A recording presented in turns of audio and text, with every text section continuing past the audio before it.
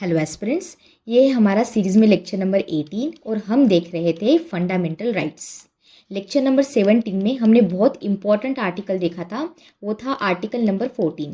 जल्दी से याद कीजिए कौन से दो कॉन्सेप्ट देखे थे हमने। हमने देखा था इक्वालिटी बिफोर लॉ और इक्वल प्रोटेक्शन ऑफ लॉ। यहाँ पे मैंने आपको एक सिली सी ट्रिक दी थी कि बिफोर का बीई और ब्रिटिशर्स, इस तरह से आपको लिंक करना है और यह याद रखना है कि इक्वालिटी बिफोर लॉ का कंसेप्ट हमें ब्रिटिशर्स से मिला था। और ब्रिटिशर्स कैसे लोग थे? बड़े ही नेगेटिव लोग थे। क्यों? क्योंकि इंडिया में आके पूरा इन्होंने सत्यानाश कर दिया, कुछ अच्छी चीज़ें नहीं की, तो बड़े ही नेगेटिव लोग थे। लेकिन मैंने इसके साथ साथ आपको कंसेप्ट वाइज समझाया भी था कि हम इक्वालिटी बिफोर लॉ को नेगेटिव कंसेप्ट क्यों कहते हैं, राइट। और मैंने कहा था कि इसे आपको लिटरल सेंस में नहीं लेना है। इसके साथ साथ हमने क्या लिया था? Equal protection of law. तो इसे हमने कैसे याद किया था? ये अमेरिकन कंसेप्ट है। क्यों अमेरिकन कंसेप्ट है? क्योंकि अमेरिका हमेशा बोलते रहता है ना कि पूरी दुनिया पे मेरा राज है, इसे तो प्रोटेक्ट मैं करूँगा, ये करूँगा, वो करूँगा। तो उससे आपको याद रखना है कि इक्वल प्रोटेक्शन ऑफ लॉ ये अमेरिकन कंसेप्ट है। और आपको प्रोटेक्टिव का ये पी प्लस इसके साथ पॉजिटिव का पी ऐसे याद करके ये समझना है कि इक्वल प्रोटेक्शन ऑफ लॉ ये पॉजिटिव कंसेप्ट है। लेकिन ये कंसेप्ट के अकॉर्डिंग क्यों पॉजिटिव है ये भी मैंने आपको समझाया था। और हमने रूल ऑफ लॉ भी देखा था और कुछ एक्सेप्शंस देखे थे जो गवर्नर और हमारे ऑनरेबल प्रेसिडेंट के लिए है, जो इम्यूनिटीज़ देखी थी। अब इसके साथ साथ मैं आपको एक क्वेश्चन पूछना चाहती हूँ, वो ये है, ध्यान से सुनिए, कि आर्टिकल 14 के अंडर क्या मैं ये कह सकती हूँ कि क्या मुझे सब लोगों को एक साथ समान सेम ट्रीट करना है? और अगर मैं इन सबको सेम ट्रीट कर रही हूँ तो क्या मैं ऐसे कैसे इंश्योर करूँ कि ये जो ट्रीटमेंट मैं दे रही हूँ ये रीजनेबल है कि नहीं? ये आज का हमारा क्वेश्चन है। और इसमें हम देखेंगे 2 टेस्ट्स। ये कौन सी टेस्ट होगी? पहली तो होगी इंटेलिजिबल डिफरेंशिया और दूसरी टेस्ट होगी रैशनल नेक्सस। ये टेस्ट समझना बहुत ज़रूरी है क्योंकि अगर आप लक्ष्मीकांत में इसे पढ़ोगे तो हो सकता है कि आपको ये चीज़ समझ में ना आए। अच्छा, लेक्चर स्टार्ट करने से पहले अगर आपको इस लेक्चर की पीडीएफ चाहिए तो इसे आप टेलीग्राम से डाउनलोड कर सकते हो। मैंने लक्ष्मीकांत के हर चैप्टर को डायग्राम, फ्लो चार्ट और माइंड मैप्स में कन्वर्ट किया है, जिससे कि आप कम से कम टाइम में इसे रिवाइज कर सके और रिकॉल कर सके। तो अगर आप इसे डाउनलोड करना चाहते हो तो लिंक मैंने डिस्क्रिप्शन और पिन कमेंट में दे रखी है, वहाँ से आप इसे देख लेना। चलिए, तो अभी टेस्ट को समझते हैं। मेरा क्वेश्चन ये है, इसे ध्यान से सुनिएगा आप।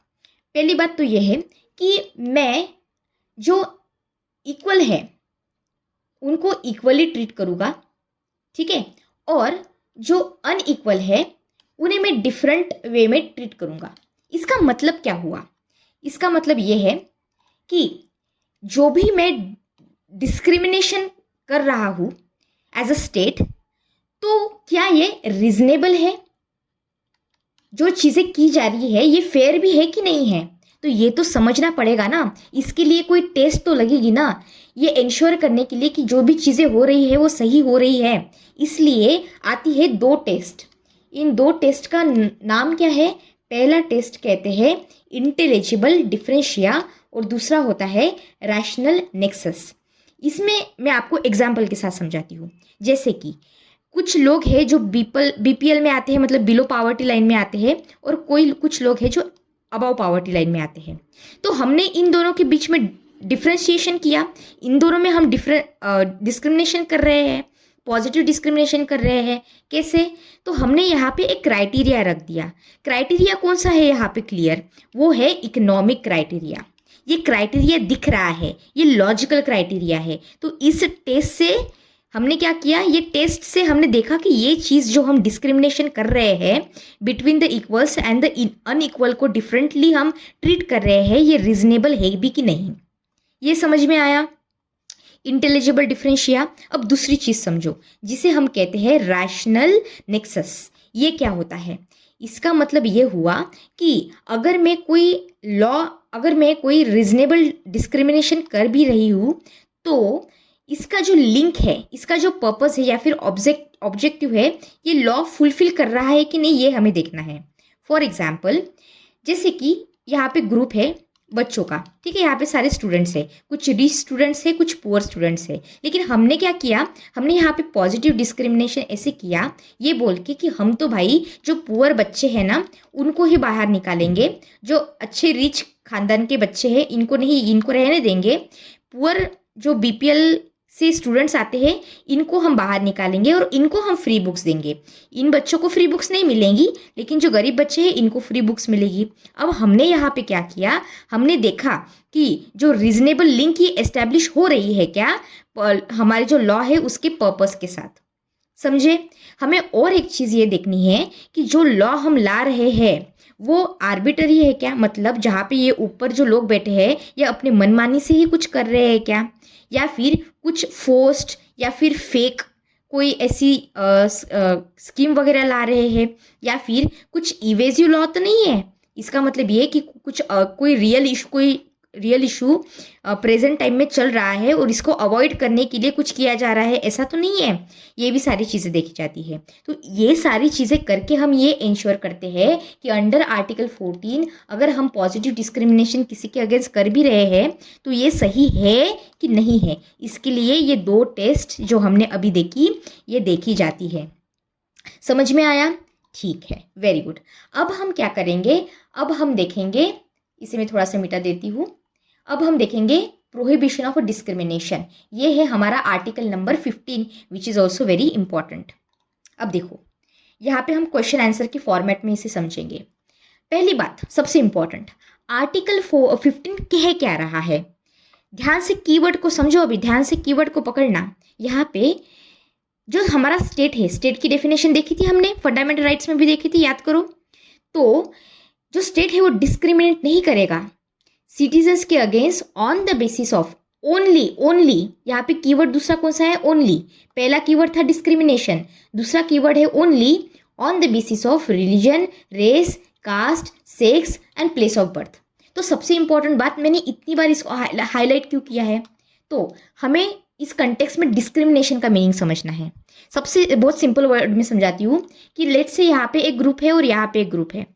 तो जब आप इस ग्रुप को इस तरह से ट्रीट करते हो, आप वर्स्ट तरीके से ट्रीट करते हो, फेयर तरीके से आप ट्रीट नहीं करते हो as compare to this group, इसका मतलब ये हुआ कि स्टेट आप इनके अगेंस्ट डिस्क्रिमिनेशन कर रहे हो, समझे। It means making an adverse distinction, adverse distinction किया जा रहा है या फिर फेवरेटिज्म दिखाया जा रहा है। जब ऐसी चीज़ होती है तब हम कहते हैं कि यहाँ पे स्टेट क्या कर रहा है, डिस्क्रिमिनेशन कर रहा है। और दूसरा सबसे इंपॉर्टेंट वर्ड यहाँ पे है ओनली, जो हमारे कॉन्स्टिट्यूशन में दिया है। ओनली का मतलब क्या हुआ, इसका मतलब ये हुआ कि religion, race, caste, sex, place of birth, इसके बेसिस पे, सिर्फ इसके बेसिस पे, सिर्फ ओनली, सिर्फ इसके बेसिस पे आप डिस्क्रिमिनेशन नहीं कर सकते। अगर आप चाहो तो अगर रेसिडेंस है तो रेसिडेंस की बेसिस पे डिस्क्रिमिनेशन करना है, कर लो। इसके कॉम्बिनेशन में अगर आप कर रहे हो, लेट्स से कि आपने लेट्स से जेंडर ले लिया, ठीक है, बट इसके साथ साथ आपने कुछ और क्वालिफिकेशन वगैरह लगा दी, तो ठीक है। लेकिन अगर आप ये बोल रहे हो कि ये एक स्कूल है और यहाँ पे ना हम लड़कियों को एडमिशन ही नहीं देंगे, तो आप तो भाई डिस्क्रिमिनेशन कर रहे हो on the basis of sex, ये तो अलाउड नहीं है। तो ये मतलब हुआ ओनली का, सिर्फ इसके बेसिस पे, सिर्फ रिलीजन के बेसिस पे, सिर्फ रेस के बेसिस पे, सिर्फ सेक्स के बेसिस पे, समझे। ठीक है, चलिए अभी आगे बढ़ते हैं हम। तो आपको ये पहला प्रोविजन समझ में आया क्या? क्योंकि पहला प्रोविजन और दूसरा प्रोविजन अगर आप साथ साथ पढ़ोगे तो आपको कंफ्यूजन होगा और आपको लगेगा कि ये पहला प्रोविजन और दूसरा प्रोविजन जो आर्टिकल 15 में दिया है ये सेम ही है, लेकिन सेम नहीं है। कैसे सेम नहीं है ये बताती हूँ। पहले प्रोविजन में हमने क्या देखा था, religion, race, caste, sex, place of birth में आप स्टेट जो स्टेट है वो डिस्क्रिमिनेट नहीं करेगा किसी पर्सन के अगेंस्ट, ये हमने देखा। लेकिन आर्टिकल 2 में क्या दिया गया है, आर्टिकल 2 में ये दिया गया है कि यहाँ पे स्टेट तो है ही, लेकिन इसके साथ साथ जो प्राइवेट कंपनीज हो गई या फिर प्राइवेट इंस्टीट्यूशन या एंटिटीज है इनको भी ऐड किया गया है। ये लोग भी डिस्क्रिमिनेशन नहीं कर सकते against a person on the basis of religion, race, caste, sex और प्लेस ऑफ बर्थ, समझे। लेकिन किसके रिलेटेड, क्या चीज़, तो वो है कि अगर आपको लेट्स से कोई पब्लिक पार्क में जाना है, ठीक है, आपको कहीं पे यहाँ पे वेल दी है, यहाँ पे पानी है, तो ये पानी आपको यूज़ करना है, आपको किसी टेम्पल में जाना है, तो यहाँ पे आपको मना नहीं किया जा सकता। और इसकी हिस्टोरिकल रीजंस है, आपको पता है, आपने हिस्ट्री पढ़ी है। यहाँ पे कंसेप्ट था अनटचेबिलिटी का। जो अपर कास्ट के लोग थे वो लोअर कास्ट के लोगों को टेम्पल में भी एंट्री नहीं देते थे। कुछ कभी कभी तो ऐसे हो जाता था कि जब वो रोड पे चलते थे तो उनके पीछे ऐसे झाड़ू लगाया जाता था, जिससे कि उनकी जो फुटप्रिंट्स है ये मिट जाए।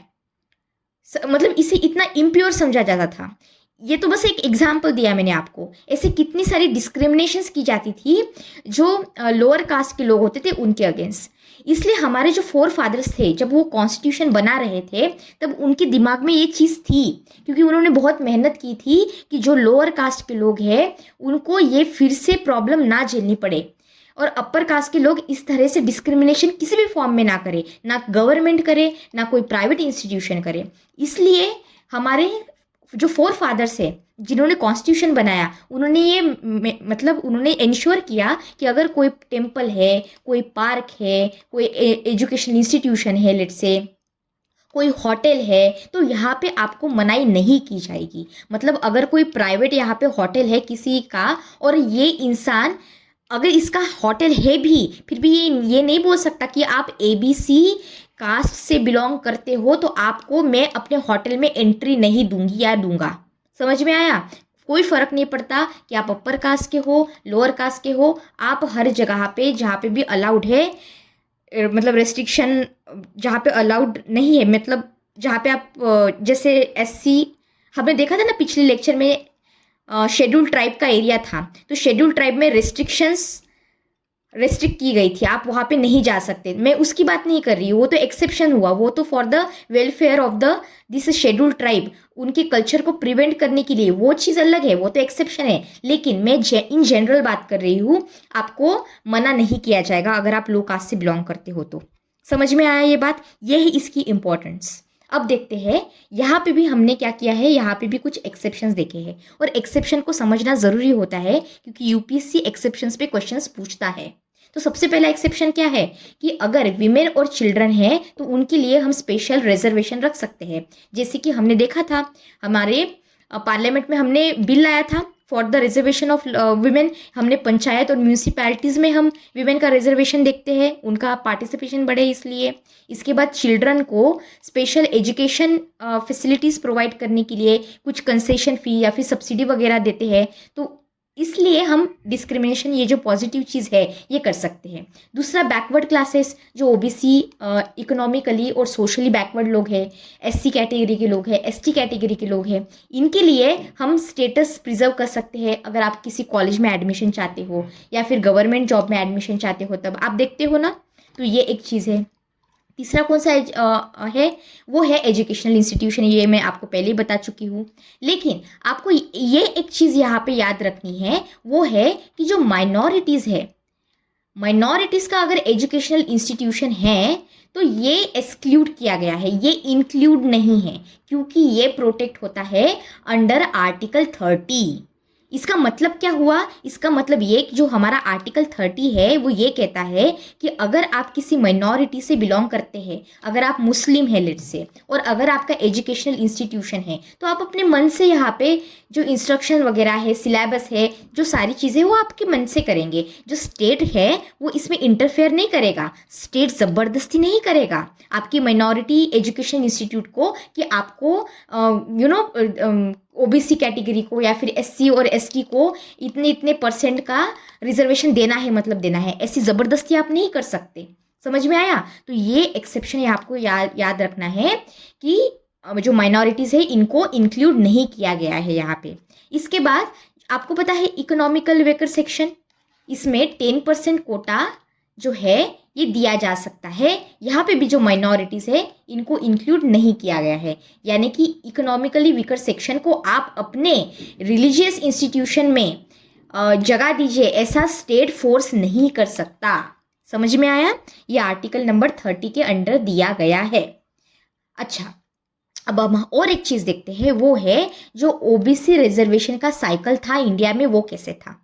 सबसे पहले बैकग्राउंड देखते हैं क्या हुआ, 93rd कॉन्स्टिट्यूशनल अमेंडमेंट आया और इसके अकॉर्डिंग ये कहा गया कि हम क्या करेंगे, हम ओबीसी रिजर्वेशन को एनेबल करेंगे।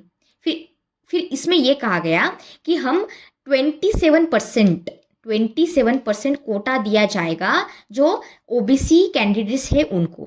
कहाँ कहाँ पे, आप गवर्नमेंट जॉब्स हो गया या फिर जो हायर एजुकेशन इंस्टीट्यूशन है, हायर एजुकेशन इंस्टीट्यूशन मतलब कौन से, इवन आईआईटीज, इवन आईआईएम्स, यहाँ पे भी आपको जो है रिजर्वेशन मिलेगा। और ये ओबीसी कौन कौन लोग थे, ऐसे लोग थे हमारे सोसाइटी के जो सोशली और इकोनॉमिकली बैकवर्ड रह गए थे।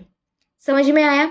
तो इस तरह से चीज़ें हुई, लेकिन कुछ लोगों ने इसका विरोध किया। ये लोग गए सुप्रीम कोर्ट में, सुप्रीम कोर्ट में जाके इन लोगों ने ये कहा कि सर ये देखिए ये तो गलत है, ये तो आप इक्वालिटी के अगेंस्ट जा रहे हैं। तो सुप्रीम कोर्ट ने ये कहा कि देखो भाई, आप जो बात कह रहे हैं वो ठीक है, पर उन्होंने क्या किया, सुप्रीम कोर्ट ने उन्होंने अपहोल्ड की वैलिडिटी इस कोटा की। उन्होंने ये कहा कि ये जो कोटा है 27% का, ये तो चाहिए मतलब चाहिए, लेकिन हम इसमें एक इम्प्रूवमेंट करेंगे। और इसमें इम्प्रूवमेंट कौन सी की गई, अब ये इंपॉर्टेंट है, इस पे ध्यान रखो आप।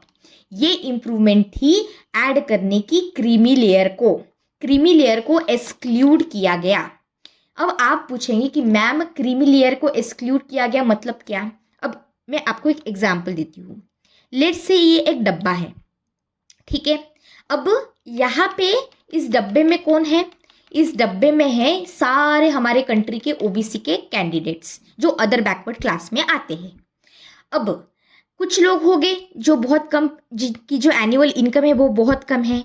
फिर कुछ लोग हो गए उनकी और ज़्यादा है, कुछ और लोग हैं जिनकी और उससे भी ज़्यादा है, कुछ और लोग हैं कुछ उनकी बहुत ज़्यादा है।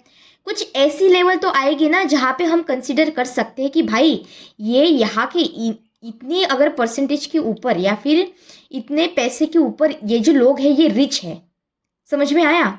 लेकिन इसके नीचे के जो लोग हैं ओबीसी कैटेगरी के, ये मतलब फाइनेंशियली इतने अच्छे नहीं कर रहे हैं, ये अभी भी बैकवर्ड है। लेकिन इसके ऊपर के जो लोग हैं ये तो अच्छा कर रहे हैं ना, ये तो ऑलरेडी रिच है ना, इनको क्या ज़रूरत है रिजर्वेशन की, तो हटाओ इनको। ऐसा किसने कहा? हमारे आदरणीय सुप्रीम कोर्ट ने। समझ में आया? तो इसे हम कहते हैं क्रीमी लेयर। इसके नीचे के कौन से लोग हो, कि फिर लेट्स से ये अगर क्रीमी लेयर है, इसका मतलब ये कि यहाँ के ऊपर के लोग हैं आप रिच लोग, आपको ज़रूरत नहीं है रिजर्वेशन की। लेकिन यहाँ के नीचे के जो लोग हैं इनको हम बोलेंगे नॉन क्रीमी लेयर। समझे? तो ये ऐड किया गया हमारे सुप्रीम कोर्ट के द्वारा। आई होप आपको समझ में आ गया। तो अब मेरा क्वेश्चन आपको ये है कि क्या आप बिलोंग करते हो क्रीमी लेयर को? क्या आप एलिजिबल हो या फिर अनएलिजिबल हो, कैसे पता चलेगा? तो उसकी भी प्रोविजंस दिए हैं हमारे कॉन्स्टिट्यूशन में। सबसे पहली बात आपको ये याद रखनी है, अगर आपके पेरेंट्स कॉन्स्टिट्यूशनल पोस्ट होल्ड कर रहे हैं तो आपको ये ओबीसी का ये जो है ये नहीं मिलेगा रिजर्वेशन। नॉन क्रीमी लेयर आप नहीं कंसिडर किए जाओगे। कॉन्स्टिट्यूशनल पोस्ट मतलब कौन सी? आपके पेरेंट्स में से कोई एक प्रेसिडेंट है, वाइस प्रेसिडेंट है, ठीक है, सीएजी है, हाँ, तो ऐसी कॉन्स्टिट्यूशनल पोस्ट अगर होल्ड कर रहे हैं तो फिर तो आप एलिजिबल नहीं हो। दूसरा ये कि अगर आपके पेरेंट्स ग्रुप ए सर्विस में हैं गवर्नमेंट की, सेंट्रल गवर्नमेंट हो गया या फिर स्टेट गवर्नमेंट हो गया, या फिर अगर प्राइवेट इंस्टीट्यूशन है और उसमें भी अगर इक्विवेलेंट पोस्ट है, कितनी सारी पोस्टिंग है हमारी, अगर उसकी इक्विवेलेंट भी पोस्ट है तभी भी आप एलिजिबल नहीं हो। समझ में आया?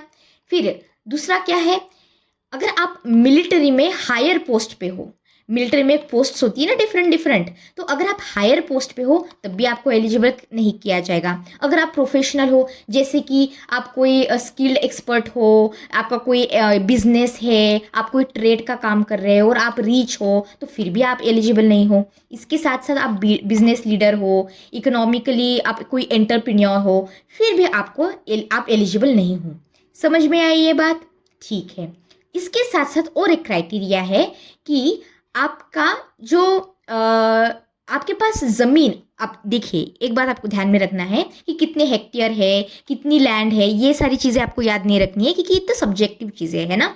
ये सारी चीज़ें बदलती रहती है टाइम के साथ। आपको ये देखना होता है कि करंटली क्या चल रहा है। तो बस ये याद रखो कि आपकी ज़मीन देखी जाती है, आपका जो लैंड है, अर्बन लैंड, आपके शहर में अगर आपका कोई घर वगैरह है, लैंड है, वो देखी जाती है। आपका एग्रीकल्चरल लैंड कितना है, ये भी देखा जाता है, और उसके अकॉर्डिंग भी ये आपको बताया जाता है कि आप एलिजिबल है कि नहीं है। मतलब अगर आपकी अमाउंट भी कम है, लेकिन अगर आपके पास प्रॉपर्टी बहुत ज़्यादा हो तो, फिर अगर आपके पास लैंड बहुत ज़्यादा हो तो, आपने देखा था ना पूजा खेड़कर मैम का वो जो केस था वो आया था, कितना प्रॉब्लम हुई थी। फिर यूपीएससी ने न्यू फॉर्म में बहुत सारे चेंजेस किए, और आपको भी पता है, आपने फॉर्म भी भरा होगा। और ऐसे बच्चे जिन्होंने नॉन क्रीमिलियर या फिर ईडब्ल्यूएस का फॉर्म भरा है, उनको पता है कि ऐसे सारे क्वेश्चंस भी पूछे गए हैं फॉर्म में। उनको पूछा गया है कि आपकी लैंड कितनी है, आपका एरिया है क्या, आपकी प्रॉपर्टी कितनी है, वो भी टोटल आपकी पूरी फैमिली की प्रॉपर्टी। ये सारे क्वेश्चंस उसमें पूछे गए हैं। क्यों पूछे गए हैं? तो आप अभी लिंक कर सकते हो कि प्रोविजंस के अकॉर्डिंग ये चीज़ हुई है। समझ में आया? और आपको ये याद रखना है कि जो नॉन क्रीमी की लेयर है, ये ऐसे फिक्स नहीं रह चुकी है, ये हमेशा चेंज हुई है। 1993 में 1 लाख थी, फिर अब देखिए विथ ईयर ये बढ़ती ही गई है। ठीक है, 2017 में ये 8 लाख है। समझ में आया?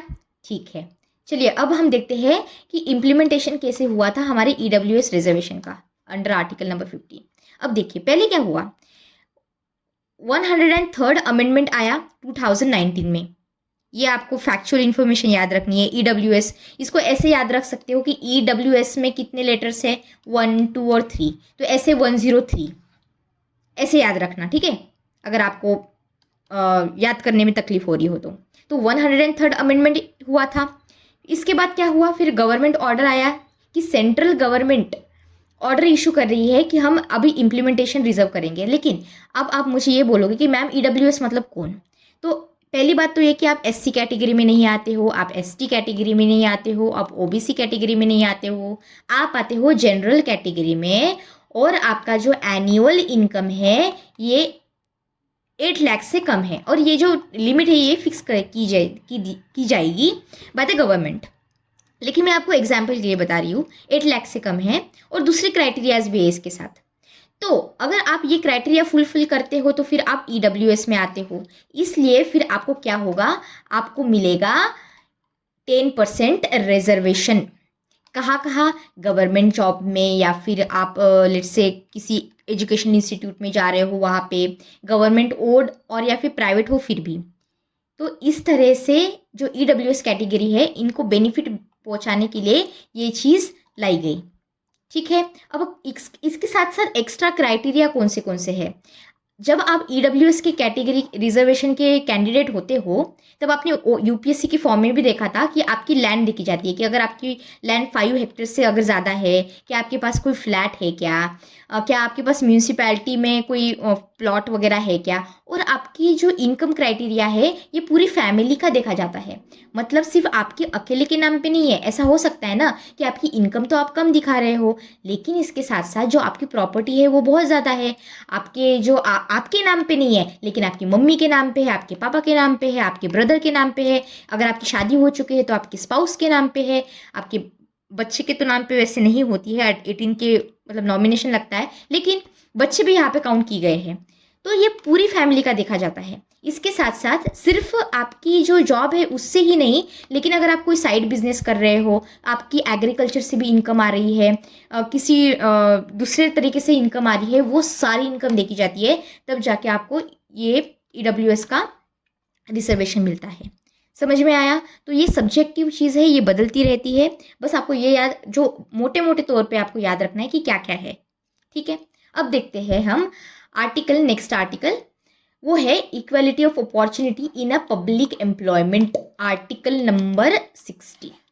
अब ये क्या कहता है, इसमें आपको obviously religion, caste, race, sex, place of birth वगैरह तो है, लेकिन इसमें और 2 चीज़ें याद की गई है, वो है डिसेंट और रेसिडेंट। ठीक है, तो स्टेट क्या है, हमारा जो स्टेट है वो डिस्क्रिमिनेट नहीं कर सकता against the citizen against the person when it comes to opportunity is in public employment, कि अगर आपको जॉब देनी है तो आपको जॉब देते टाइम पे आपके साथ डिस्क्रिमिनेशन नहीं किया जाएगा कि भाई आप तो इस पर्टिकुलर रिलीजन से हो, हम नहीं दे रहे आपको जॉब, आप तो ऐसे पर्टिकुलर कास्ट से हो, हम नहीं दे रहे हो जॉब, आप मेन हो, आप वीमेन हो, ठीक है इस जॉब के लिए हम आपको नहीं लेंगे, ऐसा नहीं कर सकते हैं। समझ में आया? और डिसेंट मतलब क्या, जो एंसेस्ट्री होती है हमारी वो। तो ये चीज़ें आती है equality of opportunity in terms of the public employment. अब देखो, जब हम कोई भी आर्टिकल देखेंगे ना, तो उसमें हम एक्सेप्शंस तो देखेंगे ही, क्योंकि एक्सेप्शंस कैसे है इस पे यूपीएससी क्वेश्चंस पूछता है, अदर स्टेट पीसीएस वाले भी क्वेश्चन पूछ सकते हैं एक्सेप्शंस पे। तो सबसे पहला एक्सेप्शन ये है कि रेसिडेंस रिक्वायरमेंट, जो हमारी स्टेट गवर्नमेंट है या फिर सेंट्रल गवर्नमेंट है, तो ये कह सकती है कि भाई ये जो पर्टिकुलर पोस्ट है ना, तो इन पोस्टिंग के लिए हम इनको पर्टिकुलर लोकेलिटी में, पर्टिकुलर जगह में ये बोल सकते हैं कि आप यहाँ पे इस स्टेट का ही इंसान लगेगा, ठीक है। लेट्स से फॉर एग्जांपल हमारे तेलंगाना है और आंध्र प्रदेश है, यहाँ पे ये प्रोविजंस की गई है। कुछ प्रोविजंस पहले भी लाई गई थी, लॉज लाए गए थे, उसको डिलीट किया गया था, लेकिन अभी अगर आप मोटे मोटे तौर पे मुझे पूछे तो आंध्र प्रदेश और तेलंगाना में ये है, जैसे कि अगर कोई पर्टिकुलर पोस्टिंग है उसके लिए आपको रेसिडेंस अलग से लोकेट किया जाएगा। समझ में आया? तो कॉमन लोग यहाँ पे है और ये लोग हैं जिनकी ये पर्टिकुलर पोस्ट है, तो आपके साथ डिस्क्रिमिनेशन किया जा रहा है कि इनको ये पर्टिकुलर रेसिडेंस मिल रहा है। समझ में आया? अब देखिए दूसरा क्या है, लेट्स से कॉमन सेंस से समझते हैं इसको। यहाँ पे एक हिंदू टेम्पल है और यहाँ पे एक चर्च है। अब आप मुझे बताइए, यहाँ पे जो हमारा हिंदू टेम्पल है यहाँ पे कौन होते हैं? यहाँ पे होते हैं प्रीस्ट, पंडित जी होते हैं। यहाँ पे चर्च में कौन होता है? फादर होते हैं, है ना। अब आप बताइए, जो फादर यहाँ पे है इनको क्या पता मंत्र उच्चारण वगैरह, है ना, संस्कृत श्लोक वगैरह, और हमारे जो प्रीस्ट है इनको क्या पता चर्च में कौन सी प्रेयर वगैरह गाते वगैरह है, क्या करते हैं, कैसे रिचुअल्स वगैरह होते हैं, पता नहीं है ना। तो ऑब्वियस सी बात है कि अगर आपको टेम्पल का मैनेजमेंट करना है तो हम वही जो रिलीजियस, जिनको ज्ञान है, जो वहाँ पे रह चुके हैं, जो मतलब रिलीजियस सेंटिमेंट्स हर्ट ना करे, ये सारी चीज़ें देख के ही इनको यहाँ पे देखा जाएगा। मतलब किसी क्रिश्चियन को यहाँ पे तो अपॉइंट नहीं करेंगे, तो ये तो डिस्क्रिमिनेशन होगा, है ना, कि हम हिंदू या फिर जो प्रीस्ट है जिनको नॉलेज है उनको ही लेंगे, बाकी किसी को नहीं लेंगे, बाकी किसी रिलीजियस लीडर को नहीं लेंगे अगर वो किसी दूसरे रिलीजन से बिलोंग करते हैं। वैसे ही सेम चर्च में भी होगा, ठीक है। तो ये होता है रिलीजियस इंस्टीट्यूशंस का रोल, ये एक एक्सेप्शन है। समझ में आया? तो मतलब गवर्निंग बॉडी उसके अकॉर्डिंग वो क्या करेंगे, गवर्न करेंगे अपने अपने रिलीजन को। समझ में आया? अब देखो, reservation of a backward classes, अगर कोई स्टेट, लेट्स से यहाँ पे हमारा गोवा है, ठीक है, और गोवा में क्या हुआ ना कि गोवा में जो ओबीसी के बच्चे, ओबीसी के लोग हैं, तो एक पोस्टिंग थी गवर्नमेंट जॉब की, लेट से, और वहाँ पे ना ओबीसी के कैंडिडेट्स है ही नहीं, मतलब एससी के कैंडिडेट्स है, एसटी के कैंडिडेट्स है, और जनरल के भी कैंडिडेट्स है, लेकिन ओबीसी के कैंडिडेट्स है ही नहीं। तो इस समय जो गवर्नमेंट है, गोवा की स्टेट गवर्नमेंट, वो ऐसे कह सकती है कि भाई हमको चाहिए रिप्रेजेंटेशन ओबीसी का, तो हम क्या करेंगे, हम इनको स्पेशल रिप्रेजेंटेशन देंगे, एडिक्वेट रिप्रेजेंटेशन देंगे, जिससे कि इनका जो नंबर है वो हमारे स्टेट में बढ़ सके। तो ऐसा जो डिस्क्रिमिनेशन है ये किया जा सकता है। उसके साथ साथ जो इकोनॉमिकली वीकर सेक्शन है इनको भी ये मिलेगा, इन लाइक आपकी फैमिली इनकम ऑफ कोर्स ये देखी जाएगी, इकोनॉमिक इंडिकेटर्स देखे जाएंगे, लेकिन ये 10% रिजर्वेशन आपको यहाँ पे मिलेगा। तो ये भी एक क्या है, डिस्क्रिमिनेशन है। समझ में आया आपको? ठीक है। अब देखिए, मैं आपको एक एग्जाम्पल देती हूँ समझाने के लिए। जैसे कि यहाँ पे एक एग्जाम्पल है TMA पाई का, ये वैसे लक्ष्मीकांत में नहीं दिया गया है लेकिन आपकी नॉलेज के लिए बता रही हूँ। तो इनका फाउंडेशन था, ठीक है, ये कर्नाटका में था, 2002 की बात है, वैसे बहुत पुराना केस है। तो यहाँ पे क्या हुआ कि ये माइनॉरिटी इंस्टीट्यूट था, और माइनॉरिटी इंस्टीट्यूट यहाँ पे ये गए थे सुप्रीम कोर्ट में, और सुप्रीम कोर्ट में इन्होंने ये कहा कि सर हमारा तो माइनॉरिटी इंस्टीट्यूट है, जो स्टेट गवर्नमेंट है, स्टेट गवर्नमेंट हमको कैसे ज़बरदस्ती कर सकती है कि आप इसे पर्टिकुलर जो लोग हैं इनको रिजर्वेशन दीजिए। तो फिर सुप्रीम कोर्ट ने ये कहा था कि भाई स्टेट गवर्नमेंट आप ऐसे इंटरफेयर नहीं कर सकते। अगर माइनॉरिटीज़ का इंस्टीट्यूट है तो ये अपने मन मर्जी से जो चाहते हैं वो चीज़ करेंगे। ये प्रोटेक्टेड है अंडर आर्टिकल नंबर 30। तो इस केस को आप याद रख सकते हो अगर रखना चाहते हो तो। ठीक है, अब नेक्स्ट लेक्चर में हम मंडल कमीशन देखेंगे और हम जो बाकी के इम्पोर्टेंट आर्टिकल्स है उसे भी देखेंगे। और मैं कोशिश करूँगी कि मैं रोज़ लेक्चर लाऊँ, जल्दी से हम इसे सीरीज़ को फिनिश करने का ट्राई करेंगे। और अगर आपका कोई प्रेफर्ड टाइम है, अगर आप किसी पर्टिकुलर टाइम में लेक्चर्स चाहते हो तो प्लीज़ आप मुझे कमेंट सेक्शन में बताइए। अगर आप कुछ फीडबैक्स देना चाहते हो तो please give me some feedbacks in comment section. और अगर आपको मेरा काम पसंद आता है तो please subscribe to the channel और आपके दोस्तों के साथ भी इसे शेयर कीजिए। अच्छे से पढ़ाई कीजिए without any taking any stress. Thank you so much. God bless you all.